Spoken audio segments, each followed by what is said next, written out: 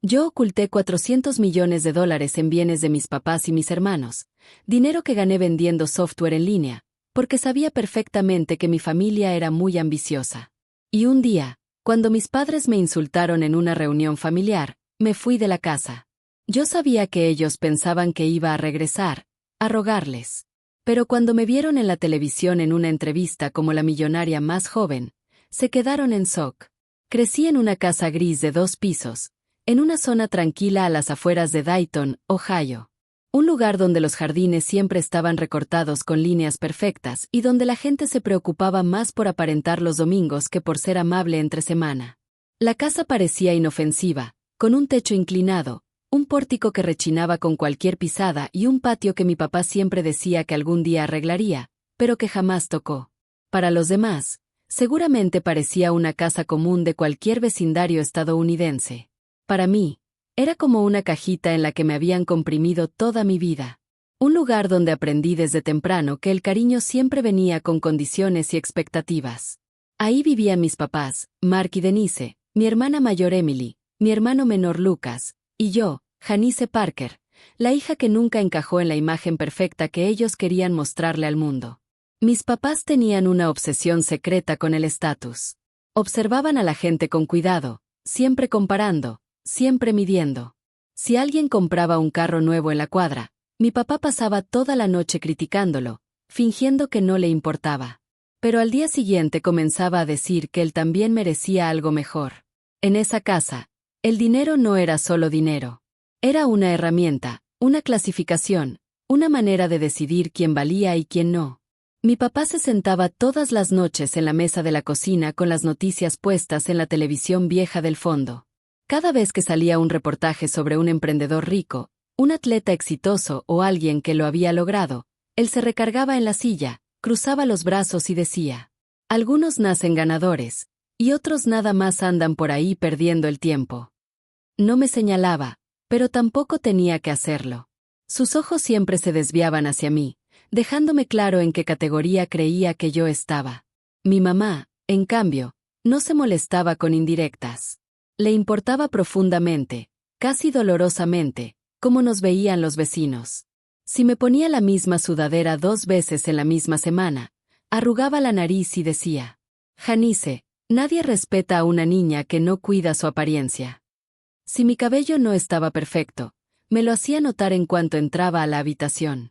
Sus elogios eran solo para Emily, que sabía cómo actuar, cómo vestir y cómo impresionar a todas las señoras y muchachas de la calle. Emily siempre había amado la atención. Hablaba abiertamente de casarse con un hombre rico y vivir en una gran casa en alguna ciudad como Charlotte, Phoenix o Denver. Mis papás adoraban eso. Sonreían y decían: esa es nuestra niña, como si ya hubiera ganado algún premio invisible. Lucas, el más chico, aprendió rápido que si hablaba de ser doctor o empresario, también recibía elogios. Mis papás amaban todo lo que sonara impresionante. Yo era la rara. No soñaba con casas enormes ni maridos ricos. Me gustaban las cosas tranquilas, dibujar, leer y después algo que cambió mi vida para siempre: programar. Cuando tenía 13 años, mi tío Robert vino de Columbus y nos regaló su laptop vieja porque él había comprado una nueva para el trabajo. Era lenta, pesada y tenía rayones. Pero en cuanto la abrí, sentí que alguien me había dado una llave. La pantalla tenía una grieta en una esquina y le faltaba la tecla en, pero tenía internet. Para mí, eso valía más que cualquier cosa en esa casa gris. Por las noches, cuando todos dormían, me sentaba en el piso de mi cuarto con la laptop sobre las piernas. El ventilador viejo era el único sonido.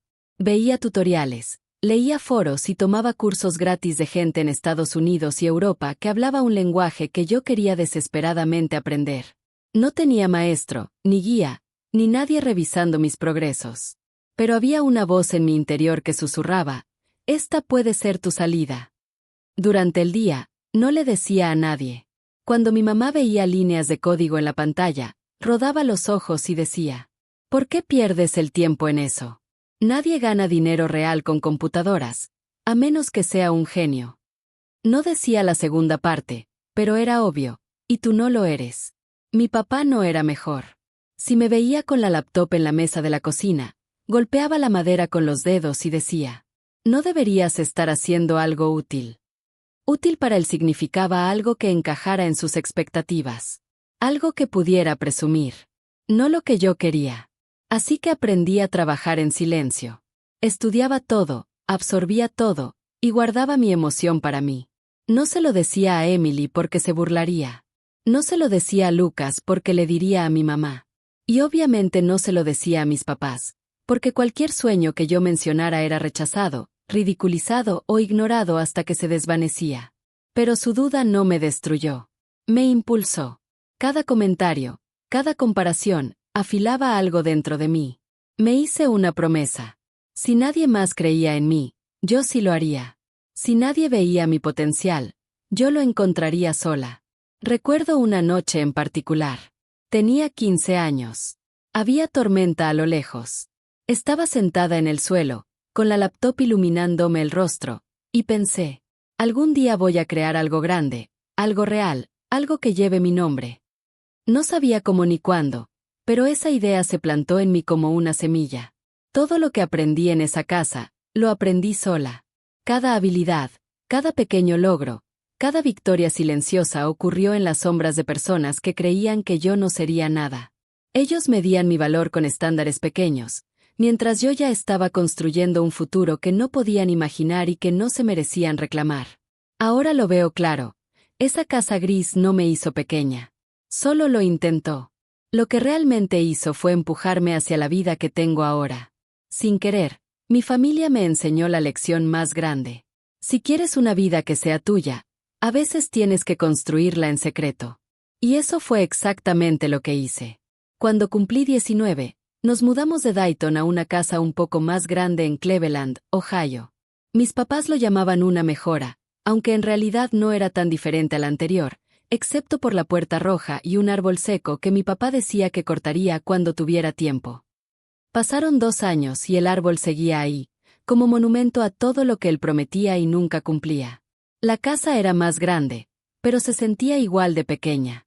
Yo vivía en el cuarto más chico, en parte por decisión propia, en parte porque mis papás decían que Emily necesitaba espacio para sus cosas y Lucas un cuarto que inspirara a estudiar. Yo ya había dejado atrás la necesidad de su aprobación. No les contaba casi nada, y mucho menos que la laptop vieja de mi tío seguía en mi cuarto. Lenta, pero confiable. También me había comprado otra laptop. Bueno, nueva era un decir.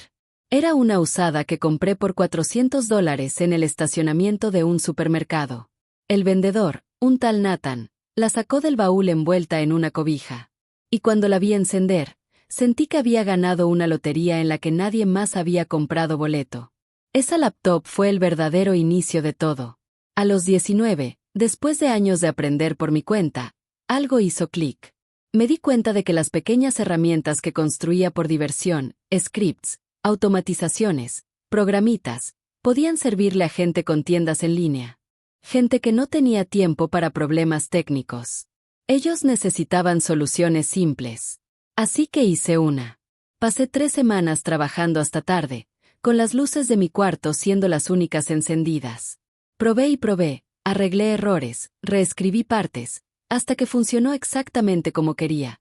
Ayudar a dueños de tiendas a manejar correos, rastrear ventas y automatizar tareas aburridas. La noche que subí el programa a internet, me quedé sentada viendo la pantalla, con el corazón latiendo fuerte, sabiendo que nadie en esa casa iba a entender lo que acababa de hacer. Lo puse a $19 al mes porque parecía razonable y porque, honestamente, dudaba que alguien lo comprara. Pero 2 personas se registraron en la primera semana. Cuando vi la notificación, $119, me quedé helada. Era poco para cualquiera, pero para mí era como si el universo hubiera abierto una puerta secreta y susurrado: «Pasa». Esa primera venta me cambió. Aún no era por el dinero. Era la validación. Un desconocido creyó que lo que había creado tenía valor. Un desconocido confió en mi trabajo, algo que mi propia familia jamás había hecho. Recuerdo haberme sentado en mi cama, con las piernas cruzadas, mirando ese número tan pequeño hasta que las lágrimas me nublaron la pantalla. Era la prueba de que no era invisible. Escuché atentamente a mis usuarios. Una mujer de Denver, Colorado, llamada Sophie, Me mandó un mensaje diciendo, esto me ahorra muchísimo tiempo. Deberías cobrar más. Leí esa frase como 100 veces. Nadie me había dicho nunca que mi trabajo valía más. Así que subí el precio, primero a $39, luego a 59, después a 99. Y lo sorprendente fue que los registros seguían llegando. Muy pronto, tiendas de Nueva York, Chicago y Los Ángeles lo usaban. Luego tiendas de Londres y otras ciudades de Europa también lo encontraron. Se fue extendiendo en silencio, como un secreto que se susurra detrás de las puertas. No le dije nada a mi familia, no porque quisiera ocultarlo en ese momento, sino porque ya sabía lo que dirían. Mi mamá se burlaría de la idea de que alguien pagara por un truquito de computadora. Mi papá insistiría en que los trabajos reales requieren credenciales reales. Emily se reiría. Lucas se encogería de hombros.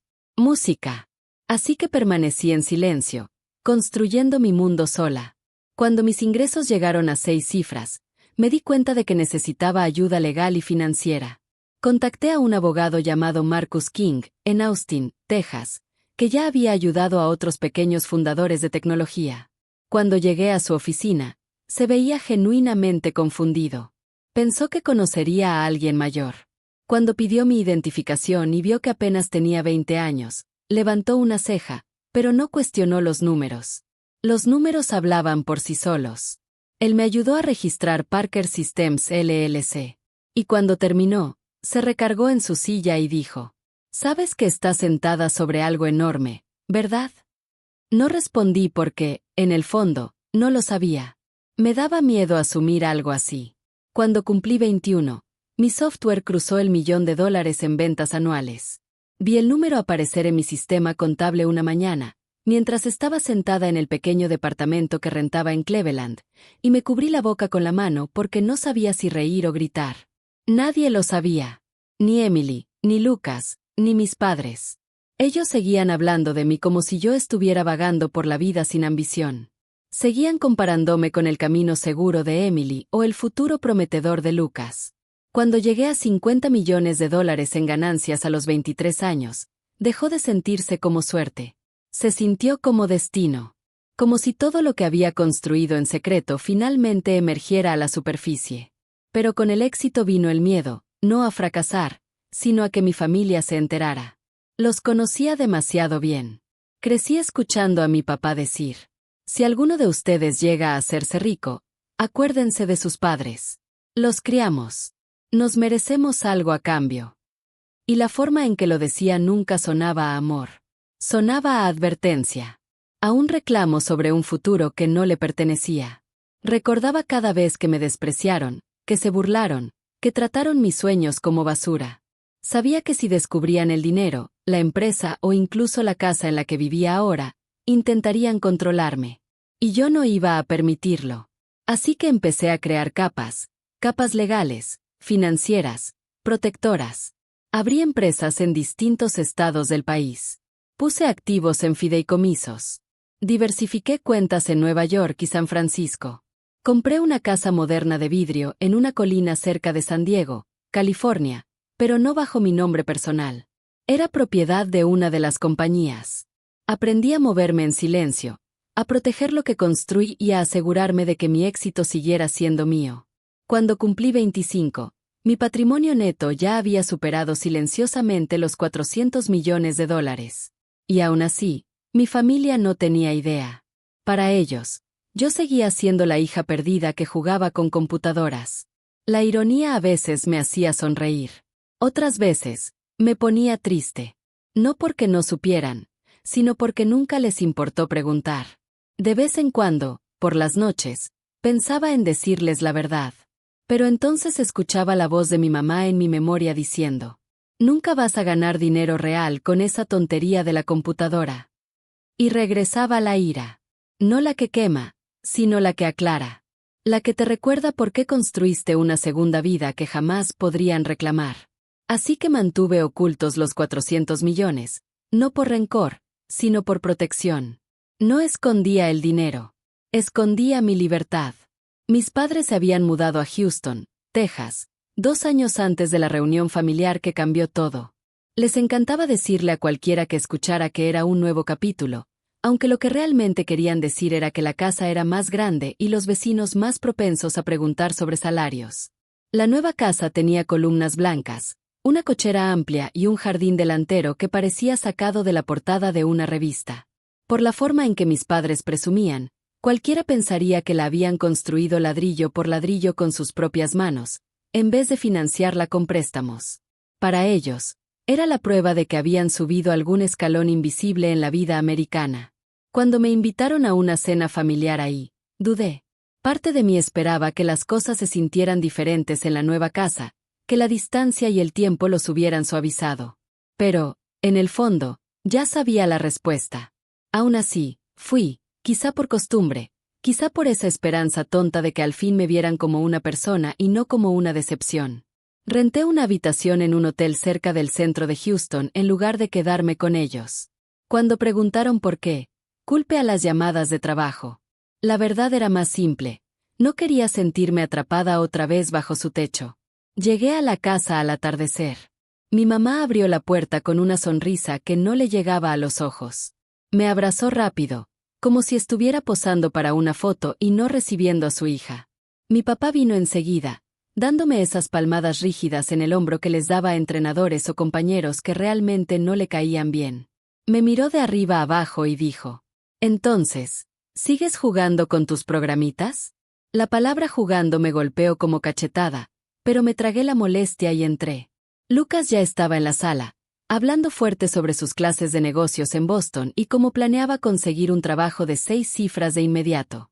Emily estaba a su lado, junto con su esposo William, el tipo financiero de Nueva York que parecía hablar únicamente en términos del mercado. Mis padres lo adoraban. No entendían ni una palabra de lo que decía, pero les encantaba que sonara importante. Todos tenían una etiqueta perfecta. Emily era la responsable. Lucas, el futuro empresario. Y yo, la hija perdida, la que flotaba de idea en idea como un globo que nunca se queda en un solo lugar. Nos sentamos en la mesa larga, de esas hechas para impresionar, no para comer.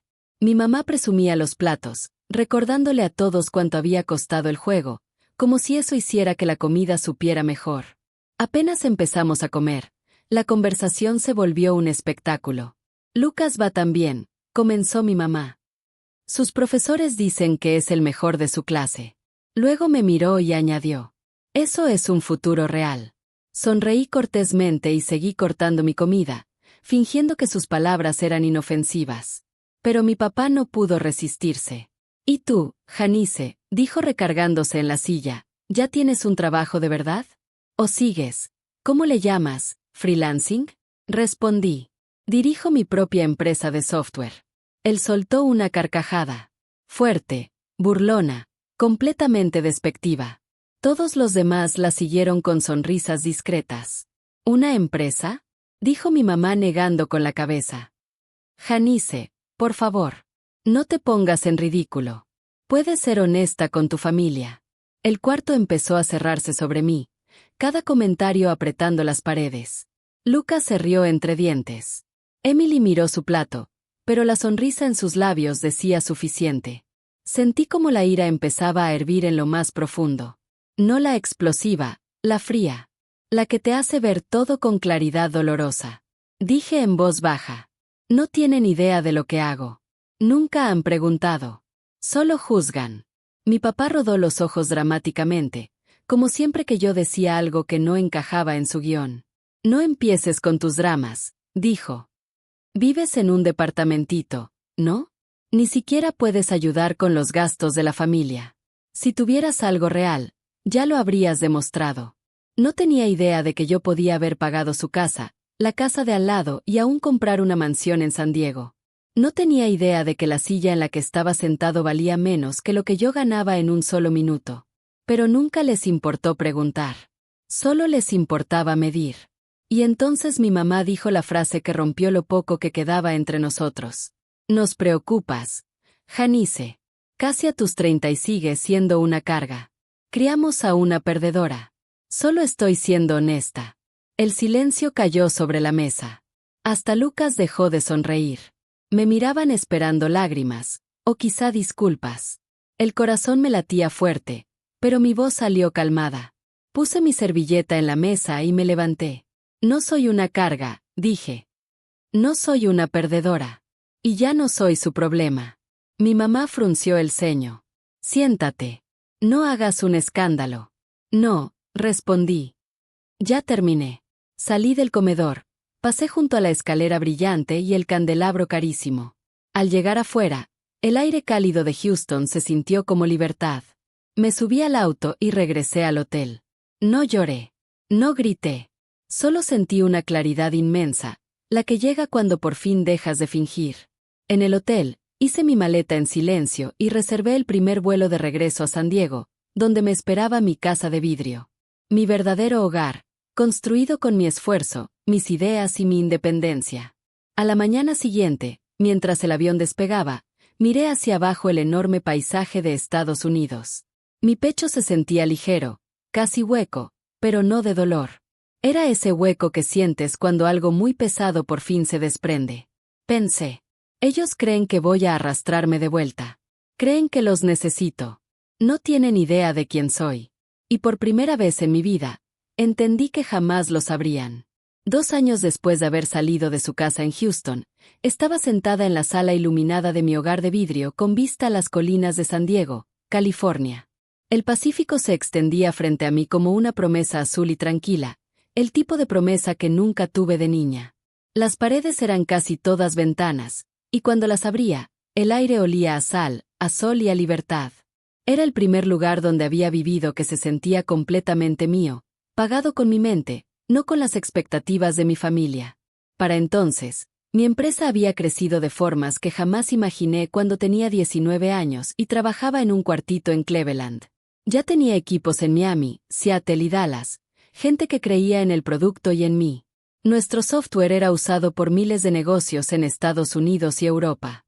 Y cada mes, los números subían más. Inversionistas pedían juntas.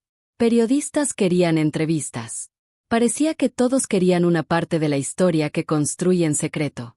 Mi patrimonio había superado los 400 millones, cuidadosamente distribuidos entre empresas, fideicomisos e inversiones diversas. Había aprendido a construir no solo software, sino protección, muros legales, estructuras financieras y distancia de cualquier persona que pudiera amenazar lo que construí. Todo era limpio, sólido y mío. Ya no me preocupaba que alguien me lo quitara. Ni siquiera mi propia familia. Una tarde, mientras revisaba un contrato de un socio en Londres, mi asistente me reenvió un correo. Un canal de negocios muy conocido en Nueva York quería entrevistarme como una de las empresarias más jóvenes, millonaria y hecha a sí misma en el mundo tech. La presentadora, Claire Jensen, era famosa por entrevistar a gigantes de la industria. Había hablado con fundadores cuyos nombres aparecían en revistas y en las listas de Forbes. Ahora quería hablar conmigo. Dije que sí. 2 semanas después volé a Nueva York.